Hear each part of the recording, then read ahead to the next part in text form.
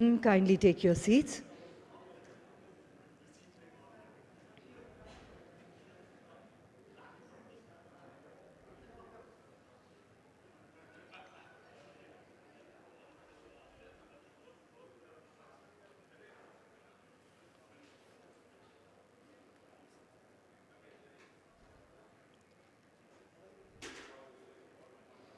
May I request everybody to kindly be seated, all mobile phones put on to silent mode. Thank you.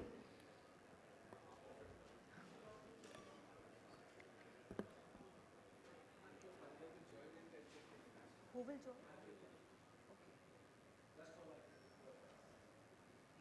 So we'll start now.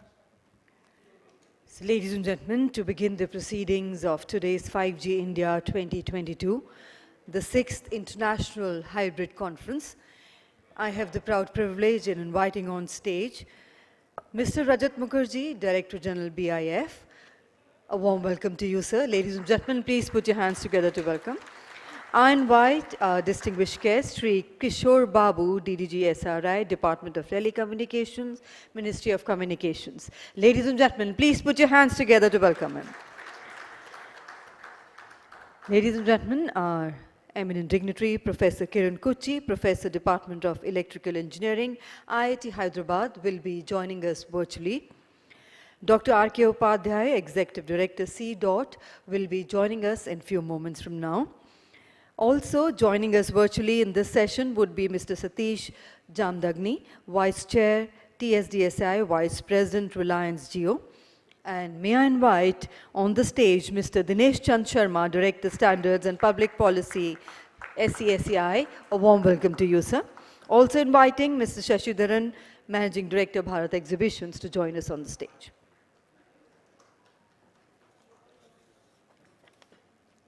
Namaskar and good afternoon. A very warm welcome to the 5G India 2022, the 6th International Conference on Digital Transformation with 5G, on the theme Driving Next Phase of Economic Growth with 5G, which is being organized by Bharat Exhibitions, supported by Bharat Dursanchar, India Telecom, supporting industry associations 3GPP and ETSI, the knowledge partners, Broadband India Forum, BIF, and the standard partners, TSDSI. Ladies and gentlemen, building on the success of India's biggest 5G event in 2021, we are now happy to welcome you all to the 6th edition of 5G India 2021, a hybrid conference and exhibition, which will once again bring together India's telecom industry, leaders, policymakers, and telecom analysts to discuss on the issues and opportunities related to the deployment of 5G high-speed digital applications and how such a technology could usher the country into new India. And now, ladies and gentlemen, to begin the proceedings, may I invite Mr. Rajat Mukherjee, Director General BIF, for the welcome address. Let's put our hands together once again to welcome him.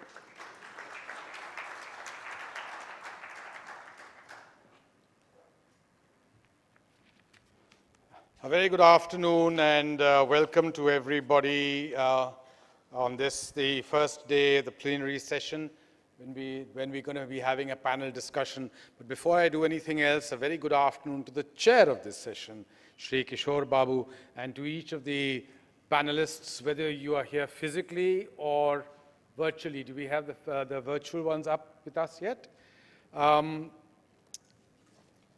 I've always been uncomfortable with this business about having a hybrid mode, but one has to consider what the requirements of the day are.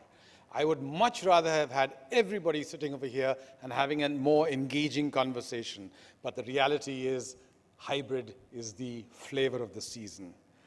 I find it difficult to say hybrid, or maybe that's better than virtual. Virtual is digital, goodness knows. This is 5G, this is digital, this is the next age, this is what the importance of standards is in this kind of an environment, and it cannot be emphasized. In this 5G era, we have open RAN, we have shared infra, we have street furniture, and they're all manufactured under different specs for different requirements, and they all have to come together and provide high speed, low latency, and superior quality of service. That's the foundational expectation from everybody on 5G services. So to talk about the Indian journey on standards and innovation, we have possibly the best and the brightest brains with us today. And my grateful thanks to each of you on behalf of the Broadband India Forum and Bharat Exhibitions for joining us today. With such a vast amount of experience behind us, one might ask, what is the need for such a high focus on standards? But innovation and standards are two integral parts of the same game and need to balance each other out if you do not wish to stifle one or the other. The challenge which is being faced across the world as these new technologies blossom is how can they be brought to benefit mankind, and that is the story of standards. That is the story of innovation. But it is not here for me to give you a lecture, rather to introduce the session today.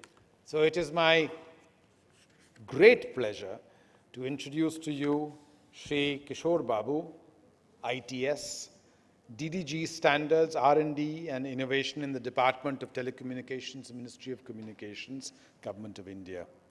In his current role, he facilitates engagement with the Indian digital communications technology companies in the domains of standardization, R&D, and innovation to drive the Government of India's technology policy objectives for 5G and beyond. He made a significant contribution in the harmonization of 5G spectrum bands in coordination with other government stakeholders. He has previously contributed in policy and international relations domains of the DoT and was involved in facilitating the NDCP 2018, which has become a seminal policy document for us. He espoused spectrum reforms leading to the delicensing of 5 gigahertz spectrum, Wi-Fi, and license-exempt bands for short-range devices and ultra-wideband devices. He has orchestrated the department's unified spectrum licensing framework for experimentation, R&D, technology, manufacturing, and demonstration licenses to facilitate innovation in both the wireless R&D with minimum transaction cost in obtaining spectrum for this particular activity. He represents the DoT as the Vice Chair on the Council Working Group of the Internet at the ITU and has previously held various other prestigious positions in the ITU as well. Welcome, Kishore Babu, to this particular session today, and thank you so much once again for joining us today. Would you like to introduce the speakers? Then can I leave it to you from now on? You want me to do it? All right. So, do we have the other speakers on virtually? All right. The two speakers who are joining us virtually, are you going to be doing the presentation for the introduction for these people? I'm fine with that. I'll do it.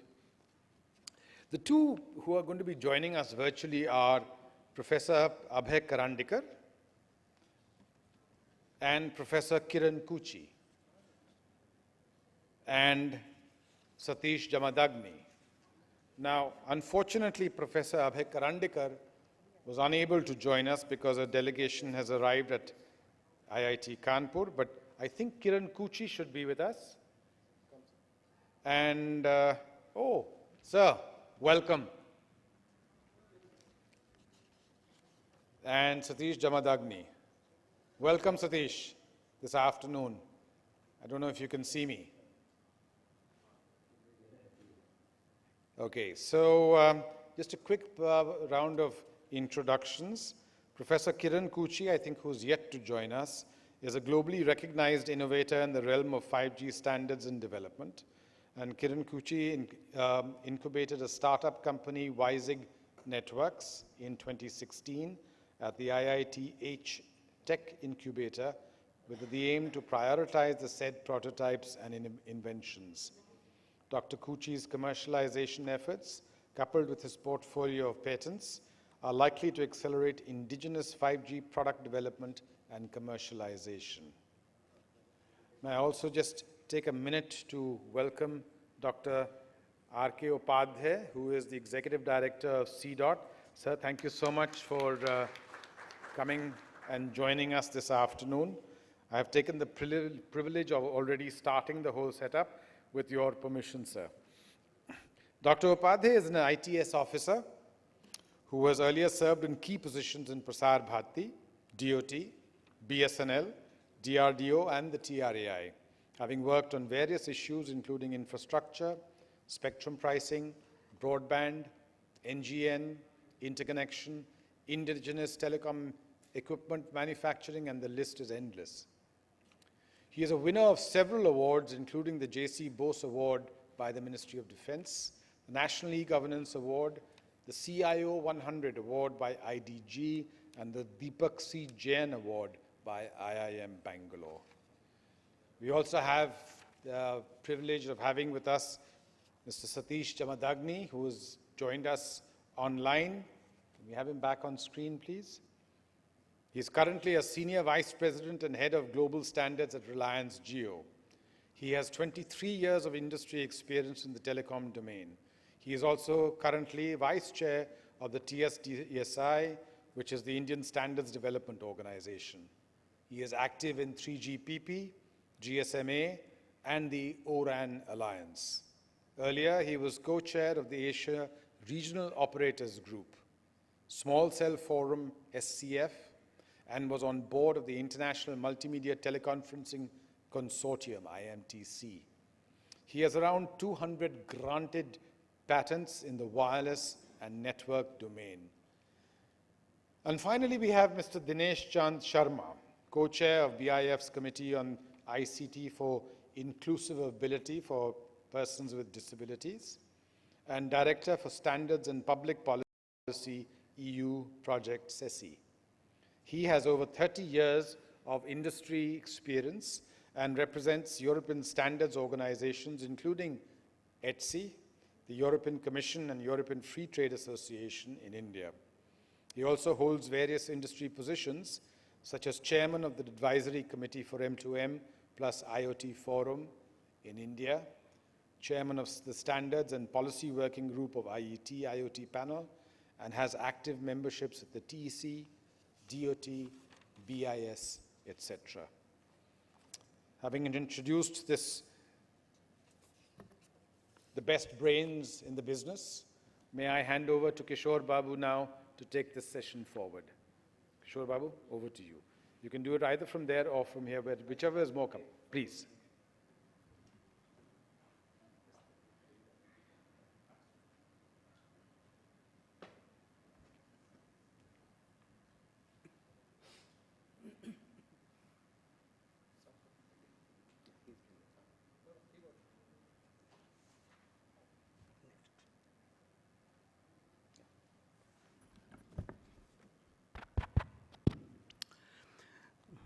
Very, very good afternoon to all of you. Hope you're able to hear me.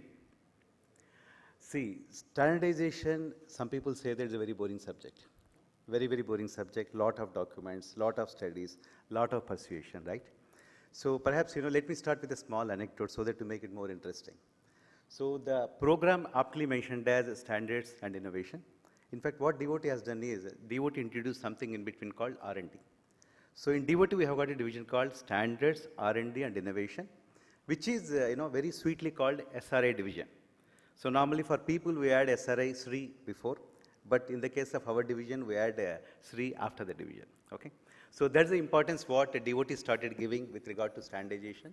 Having noted that this is one of the very, very important areas where India can do a lot, considering more and more softwareization of telecommunication network, equipment, as well as services. having demonstrated competencies at global level in the software. Okay. So this is with regard to division what we started in 2019. That proactively DOT should start, that Department of Telecommunications should start. What is happening in the backyard of India about with regard to standardization, with regard to research and development, and with regard to technology development. To our surprise, we saw so many companies working on products, systems, and also even the chipsets, which was such a surprise to us. We have got almost like 4 to 5 epicenters in the country. Take it from Gurgaon, Pune, Noida, or Bhubaneswar, or Bangalore, Chennai, Mumbai, Trivandrum, Kochi for that matter. There are so many startups are there where you see the state-of-the-art products which they are supplying not only to the domestic suppliers but also to the also to the global companies. That is the kind of the ecosystem India is now brimming with more participation from big companies, small companies, as well as SMEs. Here, I really want to thank first and foremost organizers, Broadband India Forum, for bringing us together to really deliberate on this important and key subject, though it is a tough nut to crack for technology beginners, especially now standards are globally driven, lot of dynamics which go beyond technology in getting some particular standard as a global standard and building SCPs into that. What we have also seen here, especially when you look at standardization, earlier days where it used to happen, let's say in the International Telecommunication Union, where one particular international entity, you may be knowing that ITU is called Treaty-Based Standard Organization, whereas all other organizations, you name it, ISO or IEEE, IEC, 1M, 2M, they are a kind of, some of them are legal, grouping of certain standard development organizations, but ITU still remains to be the only treaty-driven standardization organization whose standards are in a way ratified by the governments, and of course, more or less standards do remain recommendatory in nature. But considering the global practice and our need, because of the interoperability requirements, so certain test standards, once they become global standard, they get adopted seamlessly to provide the network across the countries and continents. So here, when we started looking at what is that DOT or Department of Telecom should do from the Ministry of Communication side with regard to standards, you can see here, now we are going to discuss very detailed, or we are going to learn from the experts who are distinguished members in the panel with regard to what is that India has done with regard to 5G standardization. I repeat, the members of the panel, they have done a kind of deep dive, especially in driving certain success stories in 5G standardization. First time from India, first time for the country in mobile standard, something to taking to the global level. And this being a stepping stone, what we are looking at on the deliberations which we are doing with regard to 6G work. You might have heard something called Technology Innovation Group for 6G, which has been constituted by Department of Telecom in last year, which is actually working on to come out with a white paper, what is that country should do with regard to standardization activities in synchronization with global activities on 6G. If you look at all along, take it 3G, 4G or 5G, there was a kind of lag. 6G is one area where the government, especially with partnership with stakeholders like BIF and other standards organizations, we want to drive the point that yes, we want to be time synchronized with the global developments. That's the reason discussion on 6G. While we are one side deploying 5G now, we already started discussion on 6G. That is one of the key points which we should note down. And we also invite your participation more actively in different vertical segments of 6G engagement. It could be networks development, it could be devices development, or it could be use cases, spectrum, what kind of funding of projects required with regard to these engagements. This is one area about 6G. And looking at National Digital Communication Policy, where I had the opportunity in 2017 and 18, especially to coordinate and bring all the stakeholders together as part of policy consultation, you can see on right side what we are showing, what National Digital Communication Policy speaks about standardization, IPR development, and how India can add value, or India can become a valuable partner in technology development at global level. So ultimately, it boils down to value creation. Whether we speak about standards or whether we speak about innovation, we are speaking fundamentally about value creation. What's the value creation we are trying to look at? please look at what way the industry, which is, I really should say, lot of capacities Indian technology industry has imbibed from the global MNCs, global companies who built a lot of capacities in the country, and they brought out young entrepreneurs who are technology as well as entrepreneur minds. They brought out and they came out and started many of the technology companies which you are aware, which we are also engaging to understand about what kind of products they are building. So it looks at what is that India can build IPRs, especially in this key technology area, having noted that software and hardware are going hand in hand in 5G, 6G and future technologies development. Name it, it could be 6G or it could be quantum communications, it could be any other new areas. And especially coming to digital communication technologies, having seen the success, which as I mentioned, other members, distinguished panel members are going to share, especially Professor Kiran, Dr. Upadhyay and other members with regard to LMLC, which is called a low mobility large cell engagement. What is that we have learnt? What is that we need to do? Is going to be one of the primary point of consideration for me, because we are working on new R&D programs and projects to really take forward this engagement. Especially with regard to my introduction, Mr. Rajat mentioned about delicensing of spectrum. Trust me, it was one of the very important areas which we are enjoying in terms of high-speed, Wi-Fi from 5 gigahertz band. India is one of the countries which is having largest Wi-Fi spectrum in 5 gigahertz band. We have got more than US, I should say that. 605 megahertz we are having in outdoor in 5 gigahertz band, which is going to create lot of value, especially in democratizing spectrum for Wi-Fi services in the country. And I'm sure having done in 4 years back, now already we see lot of work in terms of Wi-Fi hotspots as well as Wi-Fi links. They are coming up, lot of new innovative applications are coming in this particular domain. And yes, I also mentioned about indigenous technologies. Here with regard to standards, I really want to share something which I heard from one of my friends who happens to be a director of Standardization Bureau, that is in ITU, Telecom Standardization Bureau, Dr. Chesubli. He shared with me that how Korea, South Korea, has done, inroads with regard to standardization. He said that during the Korean War, they were small children, they were running behind American trucks. And American soldiers, liking the children, they used to throw the chocolates. Those were the days where they started technologically in Korea. So you know that in international languages, Korea is not an international language. Okay, it's not one of the 6 or 7 UN languages which are identified. So these people, Dr. Chesubli and others, they used to come to ITU, pick up the documents which are in English, take them back, all the bundles, and come and translate them into Korean language and distribute to the industry, and then work on them, again retranslate, come back for the proposals.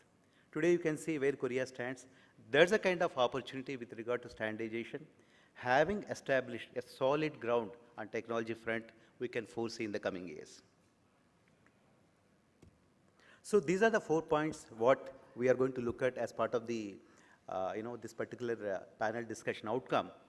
One is, I'll be requesting the panel members, kindly enlighten me as well as others with regard to what is the learning we got from 5G standardization, which we want to use to take forward with regard to 6G. And another thing what we have seen in Department of Telecom is that there is a significant traction and contribution on ITU, 3GPP, 1M, 2M, and many other standardization bodies, including IEEE. So, but still we see there is a lot of gap in areas which may be potential into India, but we are not contributing. So really we want to do a kind of gap analysis in standardization which are potential to India, but nobody is contributing, despite Indian contribution has gone significantly high for the last few years. And we also want to look at a kind of horizon scanning on the technology companies as well as academic entities who are in a position to contribute in all these entities of the standardization platforms, including IEEE, ITU, 3GPP, how they can contribute.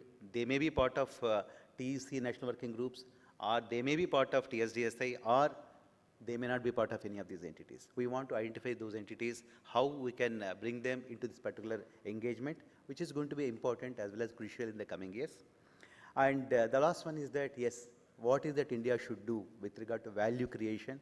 There's a bottom again moot point. in building standard essential patents and related IPRs in telecom technologies. So I'm sure this is an interesting outcome what we want to see from you as well as from the government perspective. So my request to speakers and panelists, yes, there are certain questions which we received from the many of the stakeholders that they would like to learn from them, and we request them to keep in mind some of these issues, how they can bring value ultimately with regard to standard essential patent creation, as well as how Indian technology companies can become part of the global value chain. With this, once again, I want to thank the organizers, Broadband India Forum, and my distinguished colleagues, and all of you, most importantly, because without you, there is no listening. So thank you very much. We look forward to a very, very exciting discussion with regard to standardization, how we can create value, especially in this core area for wealth creation and technology front in the country. Thank you very much.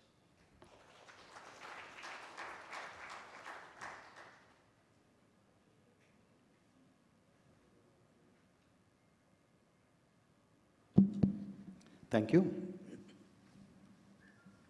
So considering the time we are having, the organizers were kind enough to tell us that up to 5 or little before 5 we can have the time, considering the importance of the subject. So I thank them for their support, giving us sufficient time.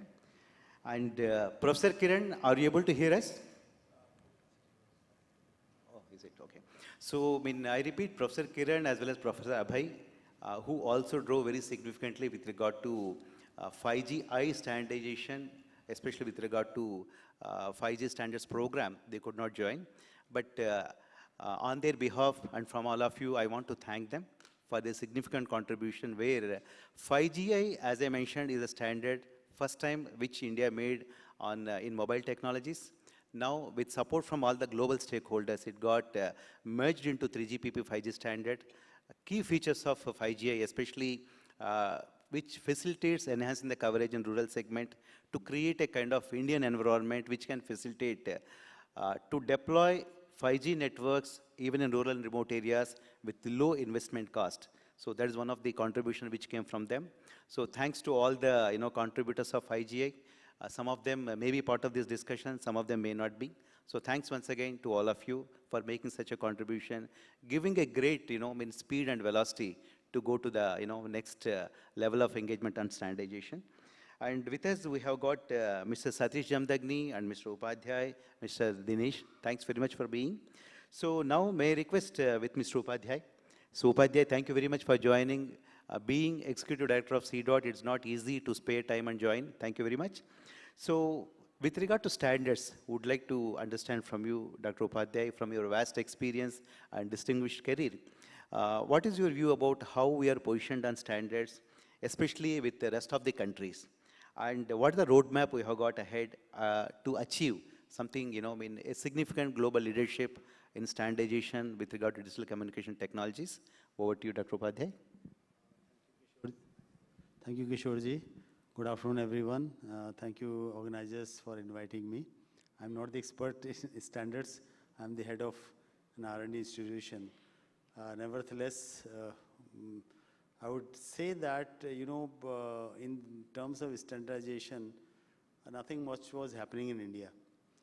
And standards is not that suddenly you start working for today and you will get the standard. No, because standards requires a complete ecosystem.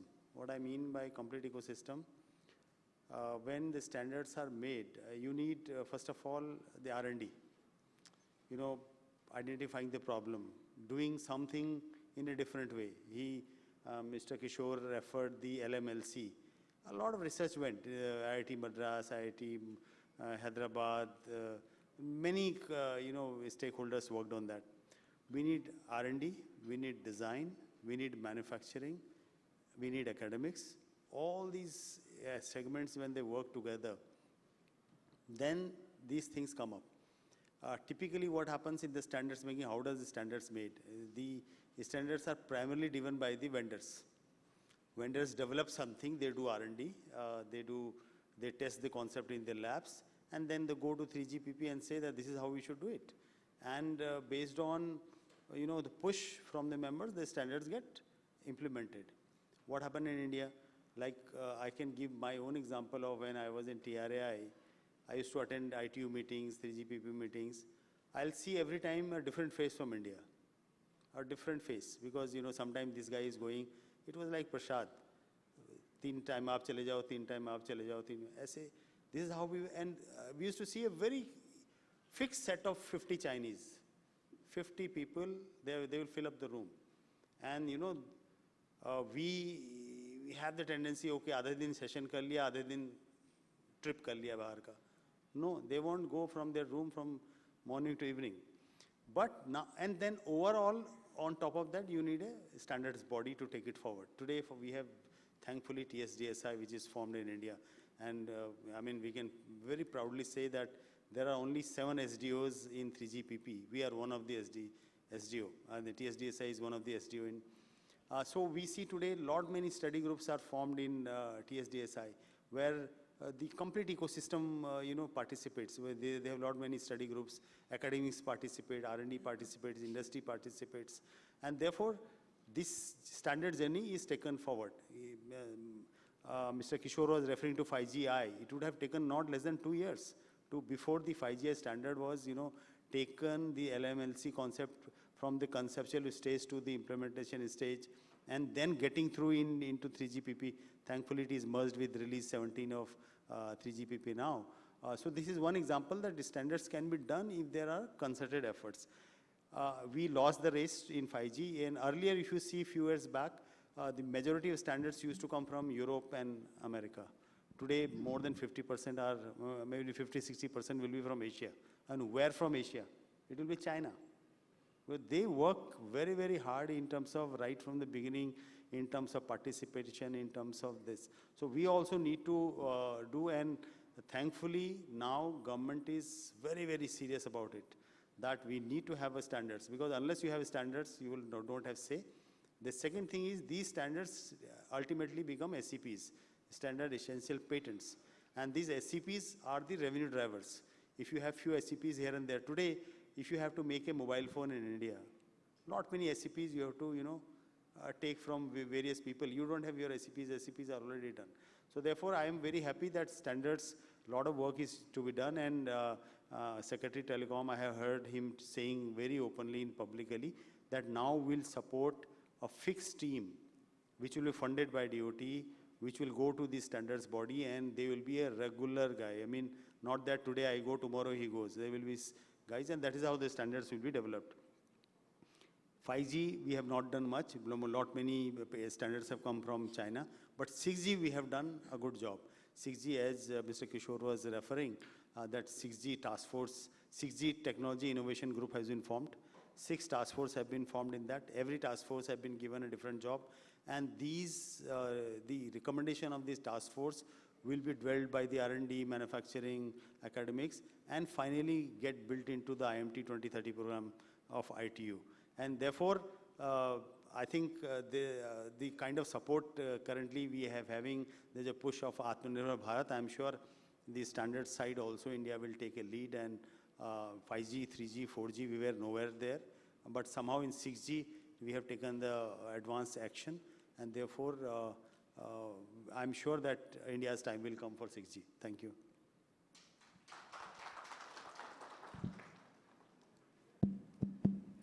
Hello. Thank you, Upadhyay. Thanks for such elaboration with regard to where do we stand. And I also want to mention that in telecom technologies, standardization is a kind of global program where participation with the global stakeholders is very important, and learn from each other how we can take products to the global level, to the global markets. And another important thing for India is to look at is that how India can be a significant value addition partner in global engagement with regard to standardization. There's an objective what we need to drive. And now next question is to Mr. Satish Jamdagni, who is also the Vice Chair of the TSDSI, who very actively promoted and participated in standardization program. Satish, are you able to hear us? Yes. Thank you, Satish. In fact, there is a, on lighter side, somebody was telling there should be a button to ask, are you able to hear me? Thank you, Satish. So now the question to Satish is a bit more technical. Being a, a distinguished technology person, you'd be able to, explain this better way. Given that 5G needs a lot of small cells and all of them are going to be operating at peak power and capacity, how and what measures are required to be taken to reduce intercell interference? And how to take care of capacity scaling to meet the data explosion? Over to you, Satish. Thank you. So thank you, Mr. Kishore Babu. On the issue of small cells, there are primarily two aspects which are driving proliferation of small cells. One is because you have frequency bands which are much higher in the overall band spectrum, the coverage becomes concerned, so you are more or less driven to a smaller cell varieties, so you call it smart cells in that sense. The other key issue is the need for data throughput per either number of people or the geographic area of coverage. So that is going to shoot up. That has to shoot up, then you really need a lot of cells in the area. And there are ways of handling intercell interference or whatever interference there may be. Primarily it is termed as sound self-organizing network, and there are a class of specifications which are called as sound self-organizing networks. So these specifications, which are under works both in 3GPP and in ORAN, address issues of interference.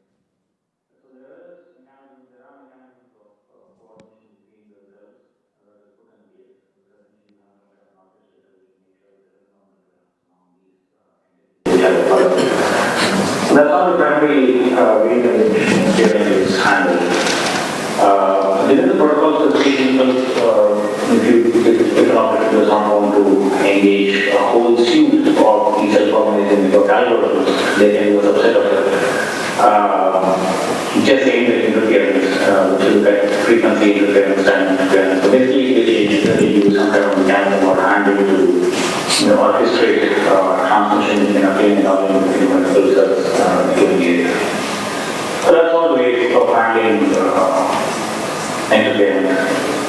And this is being in place for quite some time. Nothing new to 5G. Sound has been on 4G. Intercell interference has been initiated on 3G. So also this is something which has been done, but only thing is the evolved and in terms of algorithms and specification of the algorithms. Thank you very much, Satish.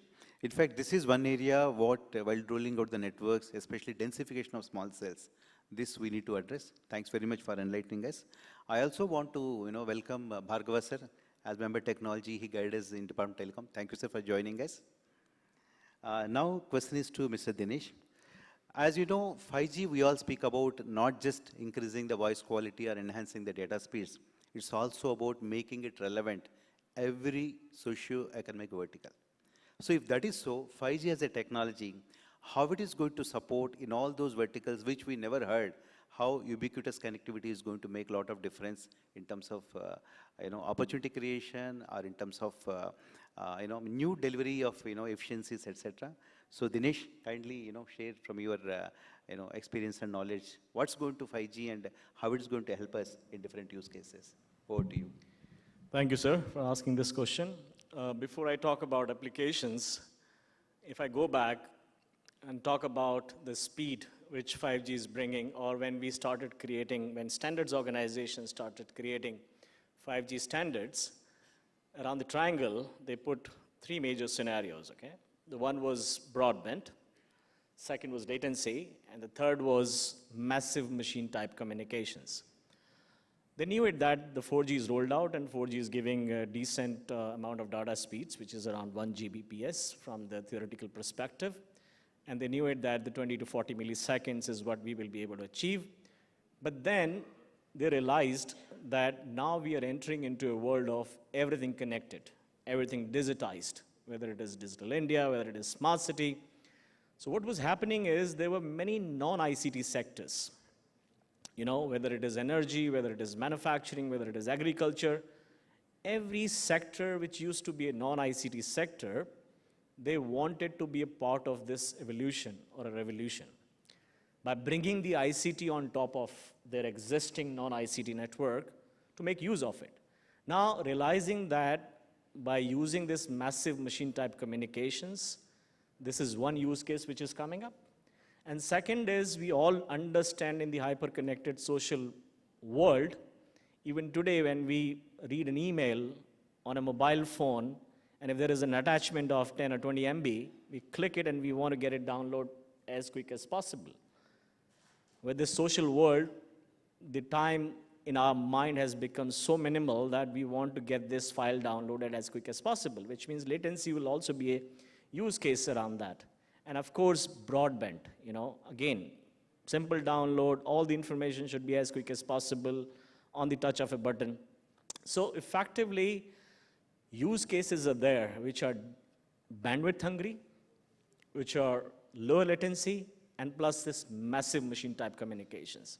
We still remember those kbps. Now we are talking about 20 Gbps with 5G. So there are applications which are bandwidth hungry, need low latencies, and plus, when you see these applications, say for example, medical line, when you implement the solutions or a technology like 5G in a medical line, and if you're doing a surgery, remote surgery, you would ensure there is a network connectivity, there is a reliability, and there is a low latency type of communications.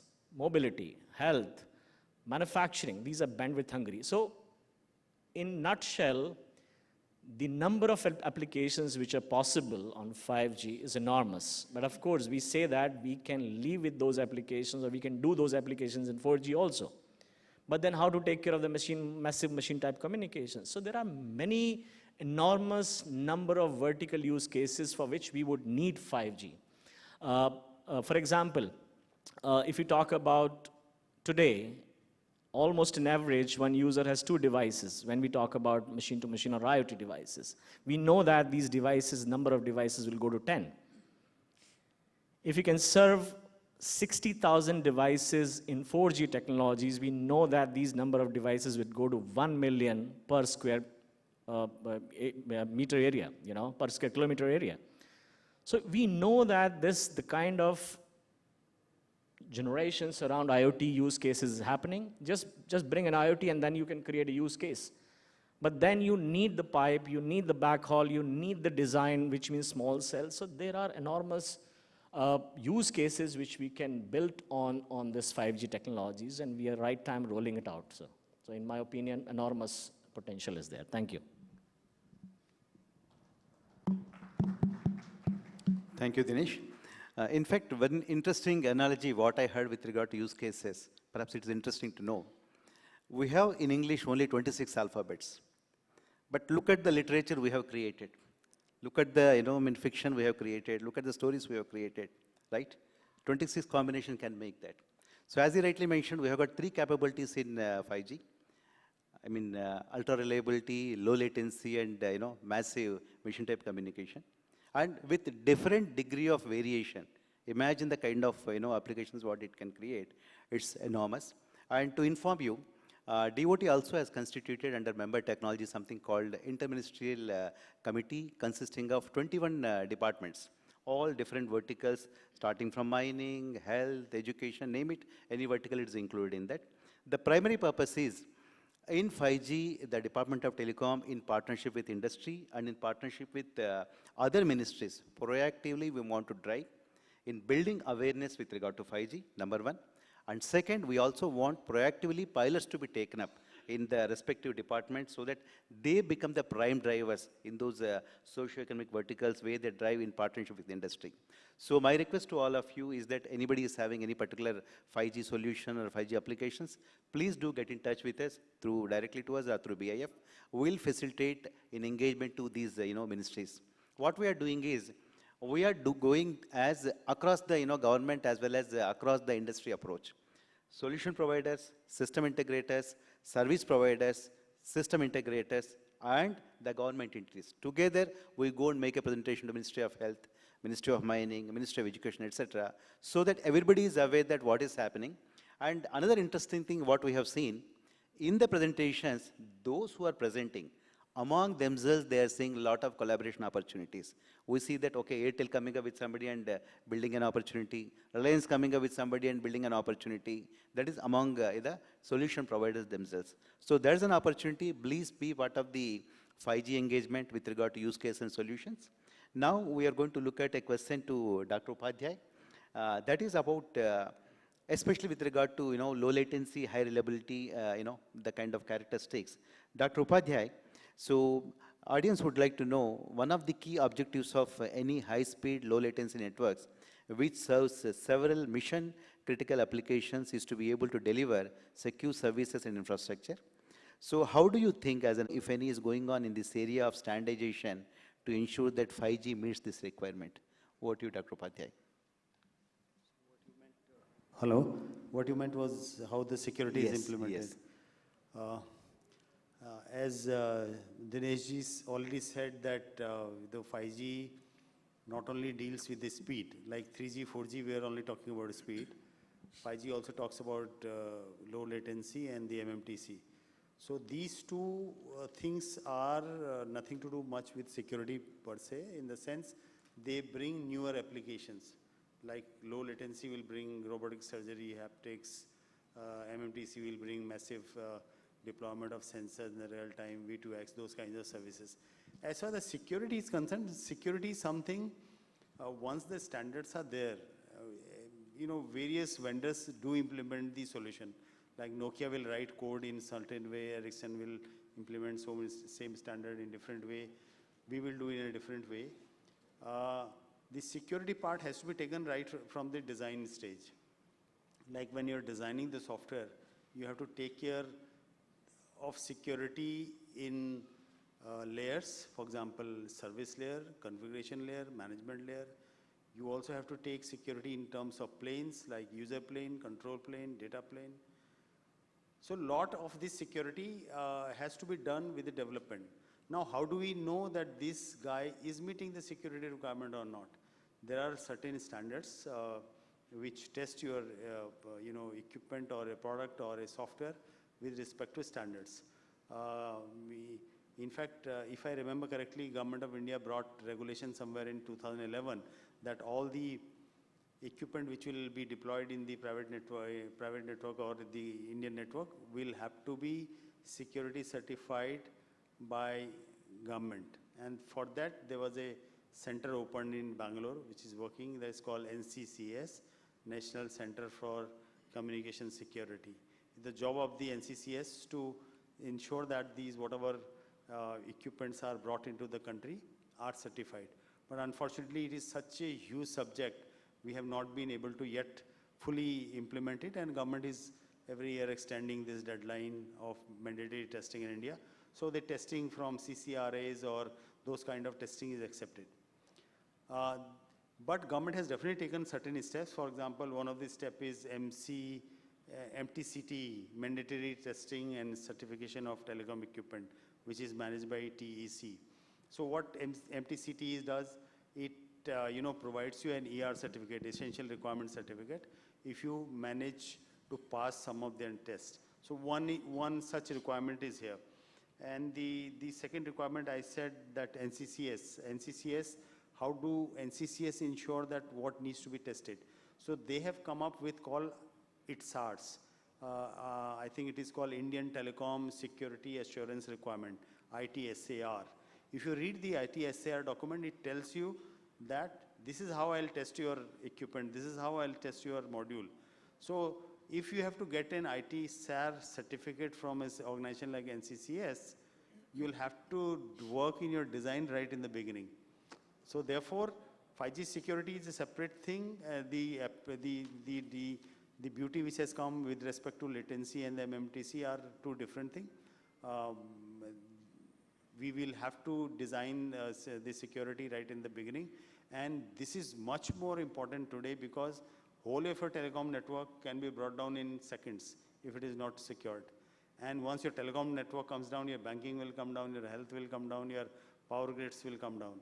Therefore, security, definitely we need to implement very, very well. And good work is happening in NCCS.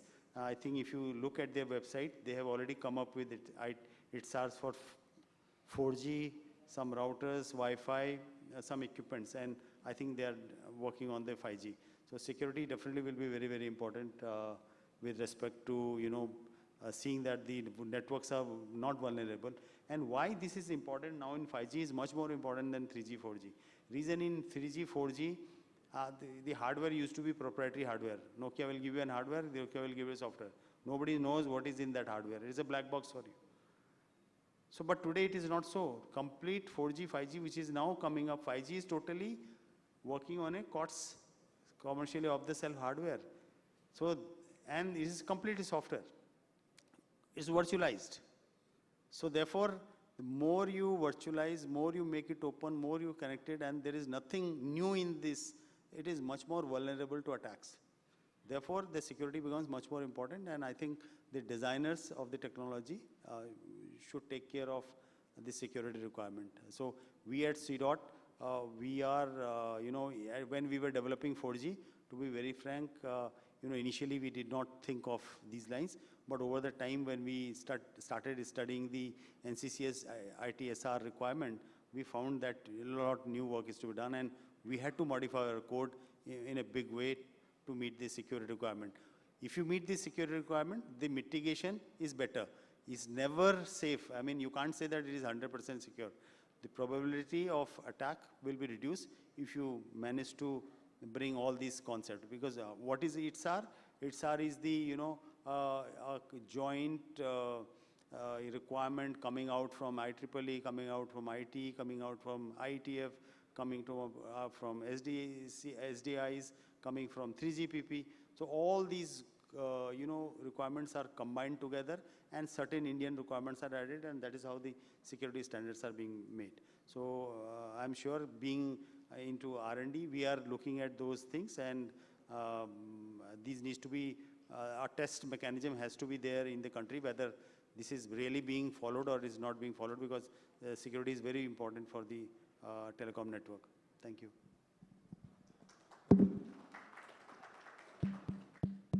Thank you, Dr. Upadhyay. So you mentioned about from TEC as well as CDOT, what you are doing from security perspective. In fact, there's a kind of good input for the industry. For them to get into public network, what kind of advanced steps they need to take, what kind of security requirements they need to make. Now, looking at security as a design, what got imbibed into 5G as a technology, I have a question to Mr. Satish. Satish, now the question to you is that, how does 5G measures in terms of security as compared to those with previous generation telecommunication technologies? Satish, over to you. Thank you. So, can I quickly share my screen? What, I'll just quickly share my screen. Can you see my screen, please? Yeah, we are seeing. Can you enhance the screen? I had this handy, so this was not anticipated, but I had this handy. See, essentially what is happening is in 5G, there's a lot more internet technologies which are in use when you compare it to 4G. If somebody has to hack a 4G network, he needs to be thorough in diameter protocol, SHTP protocol. These are all proprietary protocols for telecom domain.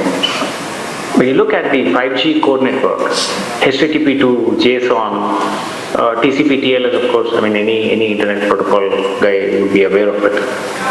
So, so this is where the risk comes from. I am assuming that you can see my screen still. You see, what is happening is telecommunication experts were required to hack into a 4G network.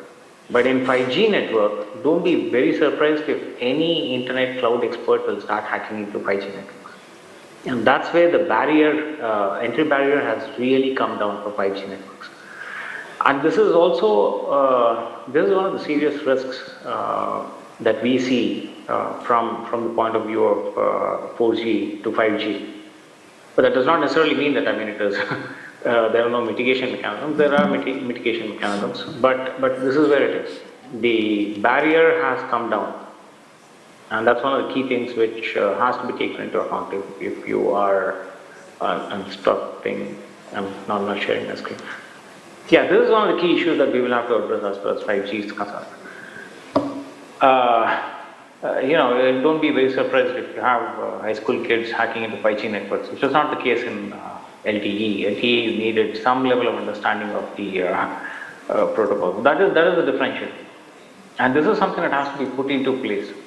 Companies will have to spend a lot on cloud security, on understanding the internet protocol security mechanisms which are used around the industry, best practices from across the industry, and then incorporated into the core network. This is one of the biggest concerns from a 5G perspective. Thank you, Satish. So now the question to Dinesh is about, having heard about what government is doing with regard to security protection and how 5G is inbuilt with security features in terms of hacking compared to previous generation technologies. Now, question to Dinesh, who has been actively engaged at global level with regard to study groups at Europe as well as in India. So Dinesh, the question to you is that, is there any standard operating procedure where one can proactively work to address the security risks in 5G and as well as future technologies? Over to you, Dinesh. Thank you, sir. You see, every technology, whenever it is introduced in the market, when it brings a lot of features and functionality, it also brings challenges, especially from a security and risk perspective. When we talk about 5G, when we talk about massive machine type communications, we are talking about layers, which Upadhyaya sir has brought it up. We're also talking about larger attack surface, because you're broadening the pipe which is used for data, pipe which is used for services. Now, when you're broadening this pipe, which means there is a higher threat. But then, make a note of it that the standards organizations are well aware of it. And there are specifications which has been written exclusively for securities, and they call it security by design principle. But we all understand that security is always a starting point. It's not the end. It's never the end. It's never going to be an end of it. So which means you have to have a proactive investment into cybersecurity. I mean, just if you do a test and certification, it will not ensure that the network is safe. I mean, OEMs are more responsible for when they brought the product for implementation in the market. They will make sure. What we need is a more network audits, a timely audits, for example. Implementing automation in security. The whole world is connected now, which means more and more security has an automation, and we have a certain networks where these bugs are reported. The faster we fix those bugs by implementing the patches, we can take one step. Now also we're talking about zero-touch framework. The minimal is the human interface, more is the automation, you're still reducing the risk. That's another way of doing it. So proactive investment, automation in security, regular network audits, and zero touch is one way of addressing it, which means your cybersecurity policies, which you have been doing it for the older generations, they need to be updated, considering the new type of threats which this larger surface or a network layer will create it. Now talking about these standard operating procedures, I would like to bring one of these standard, which is EN 303645, which is more applicable towards addressing the security for consumer IoT, because that's a major piece of it, which will play a key role in terms of 5G. This is a standard which good note is that TEC has adopted that standard and implemented that standard as a code of practice. Now it has those certain benchmarks which operators should ensure while implementing it. This code of practice is a voluntary implementation, and organizations should implement that. ITSI has also created a template which can be modified for any or every vertical use cases. This template could be used by the organizations while they know that these are the different use cases we're going to implement as part of 5G. That's the second thing. And to implement the code of practice, they're also coming up with the technical specifications, which is 103701, if I remember correctly. So this could be updating the network policy network audit policy by the organizations, implementing the code of practices, more going towards automation, and talking about zero-touch framework. These are few things which you should do it, but you should remain connected and take proactive investment into the cybersecurity. That is what I can share with you, sir. Thank you. Thank you very much, Dinesh. In fact, security is one of the areas or one of the points which we prominently see whenever we speak about 5G, where anything which is intelligent, which is communicable, once that starts getting connected to network as one of the elements of 5G. You look at till now in the previous generations, we had mobile network separate, IoT network separate, fixed network separate. They were independent. Of course, they remained a kind of vulnerabilities were not going from one network to other. In the case of 5G, now that has become a horizontal across medium for all the services, where we are trying to build certain slices to meet some specific requirements. So naturally, concerns are genuine that how it is going to address how certain critical application services are going to be protected once I embrace 5G. Thanks very much for suggestion that you will be sharing the template and how organizations and entities can take forward. Especially this is also one of the concern from some of the enterprise customers when they deploy the enterprise networks using 5G or as well as 4G. When they connect to internet, say for example kind of cloud operations, how they're going to protect it, because they're going to do a kind of very critical services in terms of factory automation, in terms of some of these services, it could be mining or it could be health, whatever is, etc. And here something I also want to add here. When we started the discussion, I also mentioned to you about a lot of companies working on technologies, not just at the manufacturing level, but at technology ownership level. We have companies we have seen which are making in 4G as well as 5G radio products, as well as core, like SIDA itself is an example, which has come out with a carrier class 4G core, which is now working on to develop the 5G core as well. And we have got many companies even who are working at the chipset level. So you can imagine the kind of work what is going on to provide a kind of end-to-end security, where from chipset to chipset.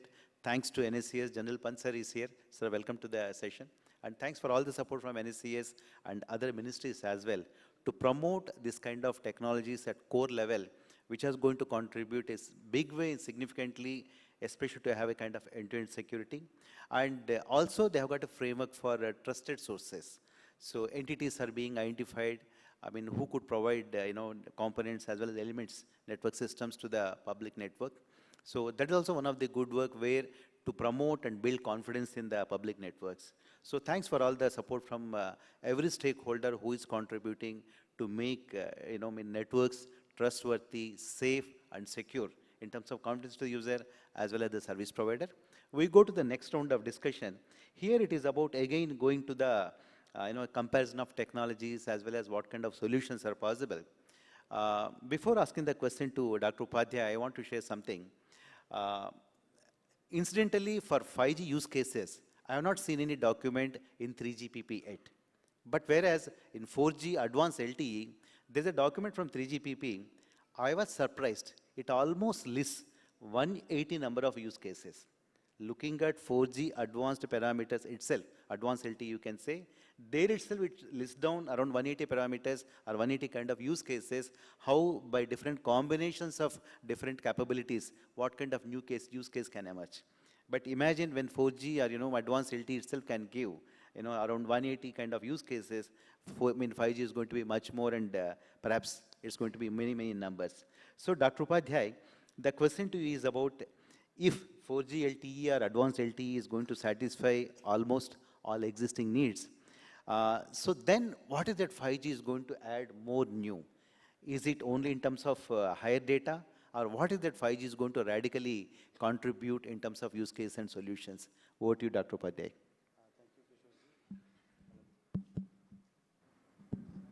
Hello. Yeah, I think previous speakers have already touched upon what 5G brings extra. Definitely the speeds are going up because of the EMBB use case of 5G. But there are two other pillars which have been added in 5G. That is URLLC and MMTC. So what does they do? They open up a vast number of use cases which were not possible in 4G. For example, robotic surgery, not possible in 4G because you need latency very, very low. V2X, or autonomous cars. You know, gaming, for example. You know, one of the major segment which will come up because of 5G will be gaming. Because today, you know, you don't have to download the game. Because of the low latency, you can play the game on the cloud and pay and use model. So lot many applications which were not possible. Industry 4.0, you yourself mentioned that you are talking to ministries like mining, health, agriculture, lot many ministries because of these two additional things, you know, lot many use cases are coming up. So every ministry is thinking, okay, you know, how I can solve that particular problem statement using 5G. So lot many things will come, Industry 4.0, automation, hundreds of things will come. The other thing is that, you know, if you go to rural areas, for example, today, the speed, you know, even in urban areas at times, your download takes time. So 5G, because of speed, will allow you higher speed.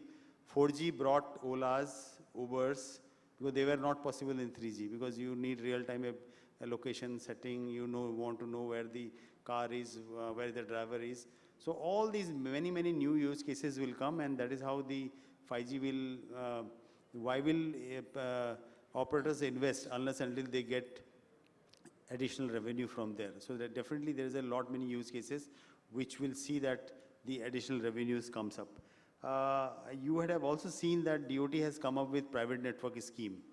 Now using 5G, because Mr. Kishore mentioned network slicing, enterprise networks, many use cases will come from network slicing. For example, one of the use case I can think of, we had a different network for PPDR, Public Protection and Disaster Relief.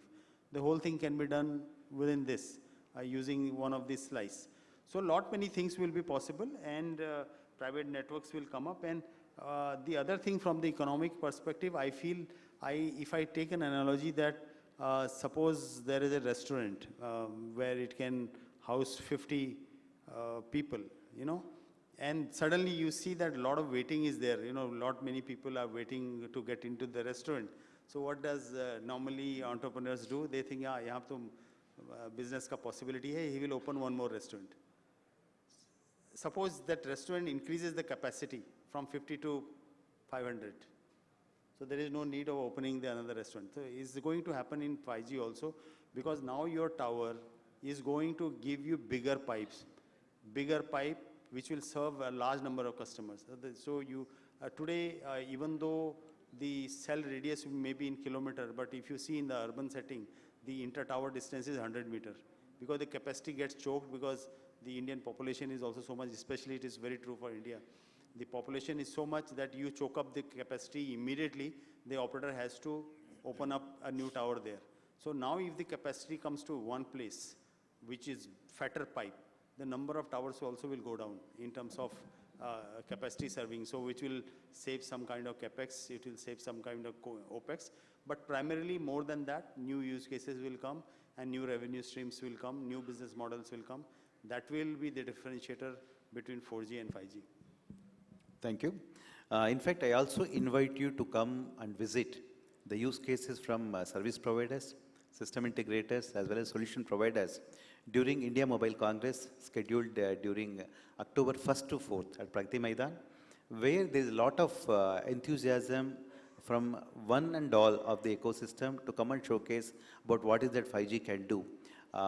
Having brought many Indian as well as international partners to showcase the things. So please do join us at Indian Mobile Congress as well to look at how it can help you as well as how you can become part of this 5G engagement.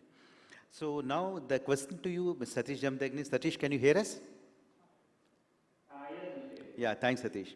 So the question is, India is working on several partnership projects with a number of countries, example, European Union and others, on cooperation for ICT standardization, policy and regulations. What are the areas of common threads in all these projects, and what opportunities do you see for long-term collaboration to help develop to develop jointly these use cases and also for future work in the areas of 6G? A very important question, Satish. Thank you very much. Thank you, Mr. Babu. When it comes to use cases for 6G, 5G has taken the baby steps of trying to define certain APIs, trying to integrate certain verticals onto a 5G network, which were inherently independent businesses in itself. Now, for example, if you look at so-called autonomous driving, let me also give you a specific example. If you look at one of the latest Volvo cars, it already has quite a few of the functionalities of autonomous driving, though it is not fully autonomous. It can brake itself if it is finding an object in front. There are quite a few things it can do. It also has a certain amount of weight. These are all truly autonomous. In a sense, there is no connectivity requirement as far as this is concerned.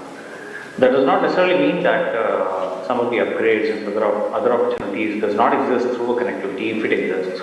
That definitely exists. So that is one of the reasons why I said 5G has taken the baby steps of trying to enable what I call as, what generally is called as B2B opportunities for operators. So far, even if you look at IoT opportunities, even if you open up certain APIs for certain verticals, what you're trying to do is still, for an operator, I mean, if I were to look at it or make it operator-centric, operator is still selling SIM cards to the end user. In this case, it might be enterprises. You're still selling SIM cards to enterprises. You're not selling anything other than SIMs to the enterprises. In some cases, yeah, maybe devices packed around the SIM card, but that is where it stands. It is not a truly B2B business opportunity. These are the opportunities that will have to be explored when it comes to 6G. Just to continue and give an example of this case. For example, if an operator is the owner of spectrum and that spectrum has to be optimally used, today the mechanism of using spectrum to other businesses, to other so-called private or small networks doesn't exist. To some aspects, these are all partly this is to do with technology, partly to do with regulatory aspects as well. But in general, one of the key shifts that we would want to envisage from an Indian perspective is major enablement of B2B business opportunities and not just B2C as it is today. What that means is it translates to a huge change in the network architecture itself. Now, we have this viewpoint. We also have a lot of experience of seeing how 4G has evolved, how 4G applications have evolved in India, the efficacy of Google Maps to a very great extent, the efficacy of some of these algorithms in YouTube or any of these other applications which basically uses location information and some other contextual information to try to give you advisory aspects, recommendation engines. If you look at some of these things, even in 5G, I'm talking about 5G as well, because of the nature of the network architecture, it does not necessarily render itself to an optimal situation where the desires of a population can be estimated. So that's where AI comes into picture. And there's a lot of talk of AI being used in 6G, but unless and until there is a viable network architecture, even AI cannot help. Why? Primarily because there are two aspects to AI also. One is, there is something called a specialization that AI does. You have a very small data, it learns everything about the data, and it knows exactly what is happening in the data because the data set is very small, so it's easy to detect. That's called a specialization. The other one is generalization. You have a large set of data, but from these small learnings, it has to gather a larger set of cues about the population. Now today, if you look at the network architecture, there is one big Google server where all your data is going, and you have AI algorithms which are running. It's more a generalist learning mechanism which is put in place than specialization. And now, all over India, you are trying to gather the same set of cues. Now imagine that. Imagine centralized cellular network where there is one core network sitting somewhere in Delhi, and just for an example, and that is trying to, all the data from all over India is going and getting dumped in that particular place, and you're trying to run AI algorithms on that. You're trying to normalize Punjabi with Tamil, with that is precisely what happens. You know this multi-cuisine restaurant where they don't do anything right. That is precisely what happens with these kind of network architectures. Partly to do with the nature of intrinsics of AI, but then the network itself isn't rendering anything towards that because it's a centralized network. Cut it, slice it into distributed or smaller networks or something like a network of networks, which we want to visualize in 6G, which will then render itself to very beautiful applications of AI intrinsically. And also that will open up a lot of use cases once you start seeing that all the recommendation engines and AI starts working really nice, which otherwise would not work. Now, this is all the learnings that we have from the Indian context. Indian demography has what has enabled us to open up our eyes on these issues. This may not necessarily be true with the rest of the world. If you look at European small countries, the demography is more or less uniform. In the United States, demography is more or less uniform. In terms of the food, the cuisine, there's not much of a difference. They do say they have some differences. Yeah, there is, but not as much as in India. So now these are all learnings that we want implemented in 6G.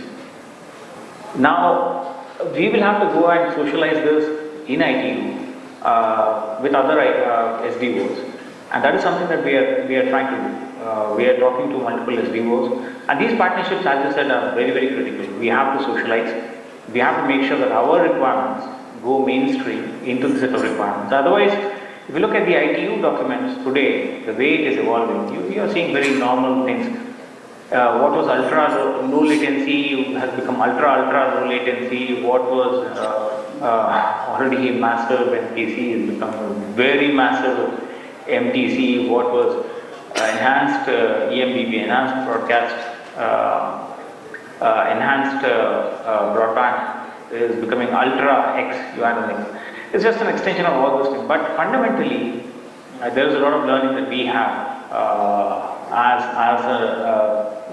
an Indian entity. And this is something that we want to go into 6G. And we are trying to socialize with just about everybody to make sure that these things get into the initial line of thinking itself so that they get into the proper requirement stage. From requirement goes the KPIs, and 3GPP picks it up and starts developing the necessary protocols around it. But this is where we stand right now. We in India, given our learning of 4G alone, I'm not even talking about 5G, we have a huge set of requirements that we feel should get into 6G.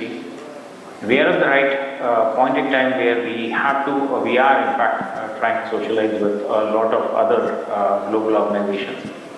A lot of other 6G entities which have been spun off through the different SDOs, geographies. And for example, there is something called as Nexa-G from US, there is Hexa-X from Europe. We're trying to talk to all of them, trying to make sure that our requirements are understood by them, appreciated by them, and this goes as a pharmaceutical requirements into the ITU documents. But as you said, these relationships with these different other entities is very, very essential. That is something that we have to do as an Indian entity with the global partners. If we want to have our requirements in place, because these are business opportunities for us, not just IPR. The IPR, of course, yes, but it also allows us to develop our own ecosystem. Because when we develop technologies, we also hunt local partners to develop the technologies. They are ahead in time. They can give us all the device and the network ecosystem subsequently. Thank you. Thank you, Satish. Kindly stay back. I have got a supplementary question also to you. When he spoke about 6G standardization activity as well as India's contribution and partnership with international entities, please understand that as part of 6G vision, what we are working on from Department of Telecom. So working with international projects on 6G is one of the very key areas.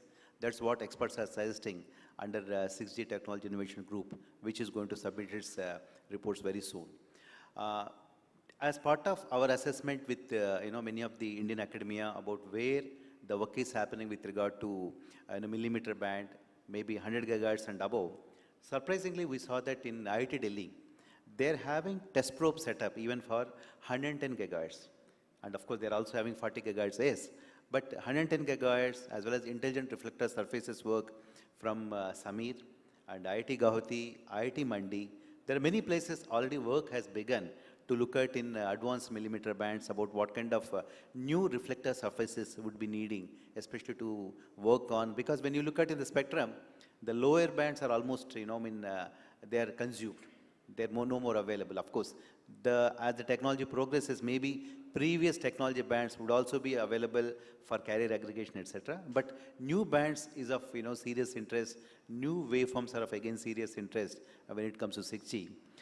So Satish, with respect to TSDSI, apart from contributing to the ITU vision document, especially under the ITU Working Party 5D, do you want to share anything specific areas or specific domains where TSDSI is contributing or contemplating to contribute?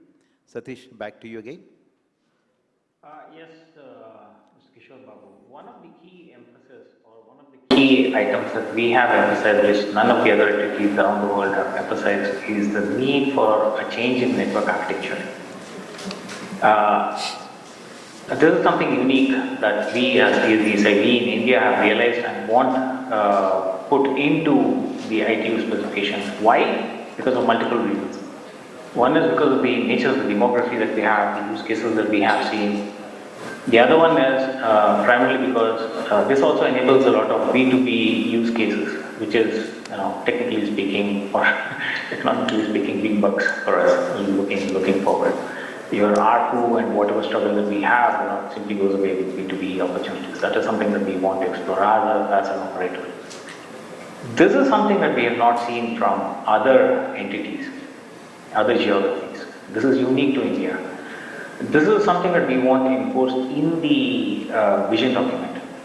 And not just vision document, obviously, once it goes into vision document, it goes into the technology enabling document. Once it goes into technology enabling documents, it goes into a lot of other requirements and specifications. So it is very important that we in India participate in all these things and put it ahead in time, primarily because if we don't do it, this is a missed opportunity. None of them will play for us. They'll play for their own turn. So, this is very important for us.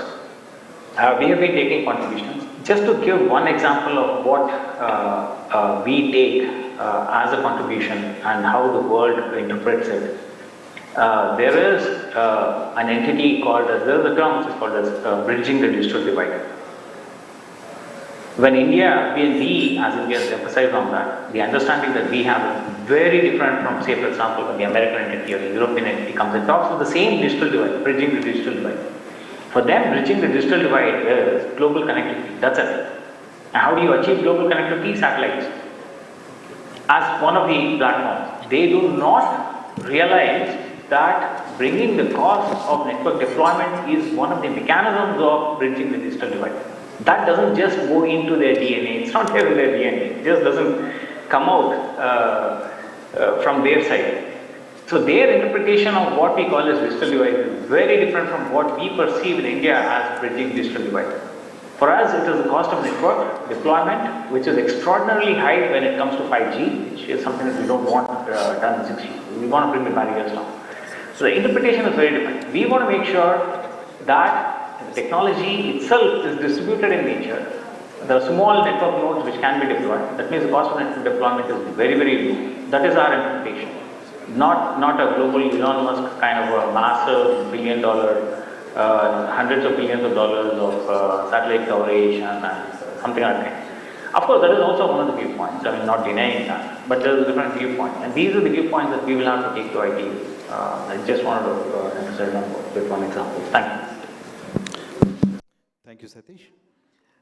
Now, question to Mr. Dinesh is about there are debates between standalone, non-standalone, 4G versus 5G, etc., etc.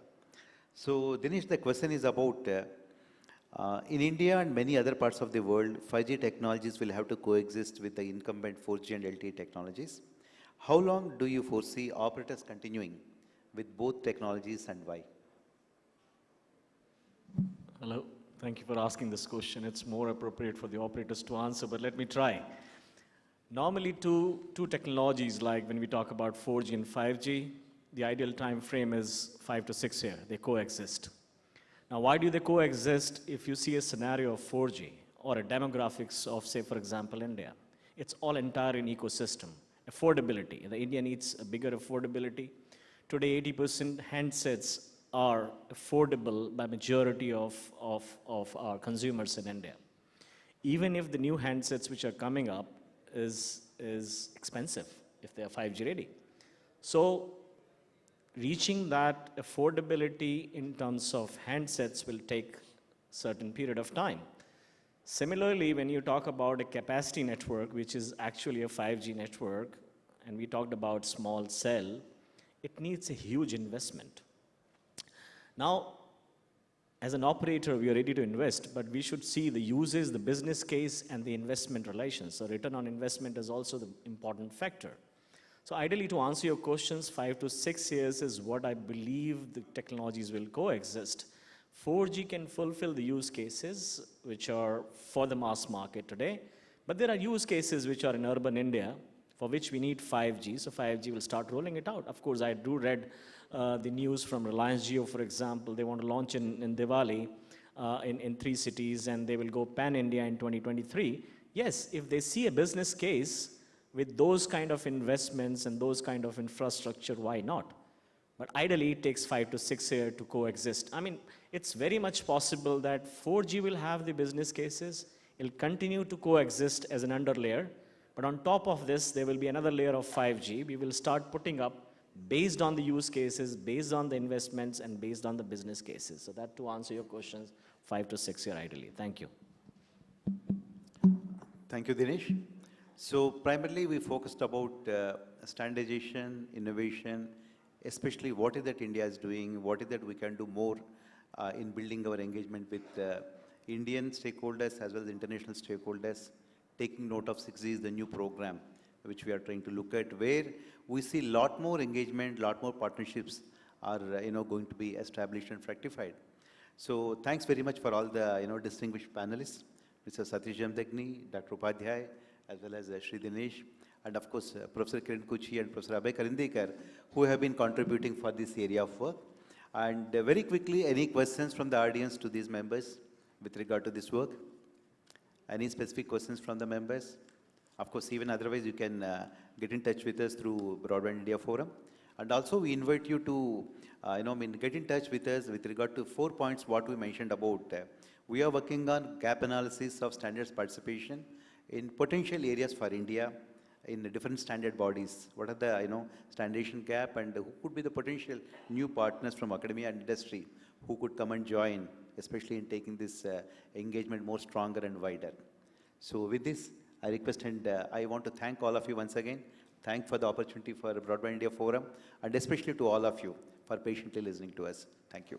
Thank you. Thank you very much indeed, sir. I would now request Mr. Shashidharan to kindly do the honors of presenting a token of gratitude to our session chair and all our eminent panelists. We present to Shri Kishore Babu, DDG SRI, Department of Telecommunications, Ministry of Communications. Thank you very much indeed, sir, for chairing that wonderful session. We present to Dr. R.K. Upadhyay. Thank you, sir. We also present to Mr. Dinesh Chand Sharma.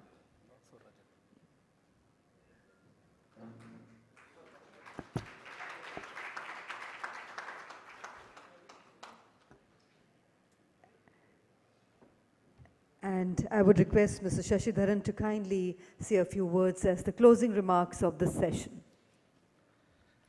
Thanks to the chair, Sri Kishore Babu. Thanks to all the distinguished panelists, to R.K. Upadhyay and Dinesh and others who joined online. I'm very happy to see General Kocher is here, General Pant is here, and we have former TDSAT member. He's also here. He recently launched a book. So we'll have a quick break now for 20 minutes, and sharp 5 o'clock we'll start the inaugural session of 5G India 2022. Thank you so much. So 20 minutes break. We'll come back exactly at 5 o'clock. Thank you.